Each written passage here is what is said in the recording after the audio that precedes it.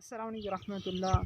दोस्तों, हम पहुंच चुके हैं जौनपुर के रेलवे स्टेशन पर। यहाँ देख सकते हैं सुनसान है, कोई रेलवे नहीं है, कोई रौनक वगैरह नहीं है। जब रेल ही नहीं होगी उसको क्या स्टेशन कह सकते हैं या नहीं कह सकते, आप बताएं। इसी तरह कोरोना की वजह से यहाँ रेल बंद कर दी गई है, अभी तक ये बहाली नहीं हो सकी। ये काबिल गौर बात है। यहाँ स्टाफ का तनख्वाह, ये इस सारी रेलवे की तरह सारी की सारी आप देख सकते हैं सूरत हाल।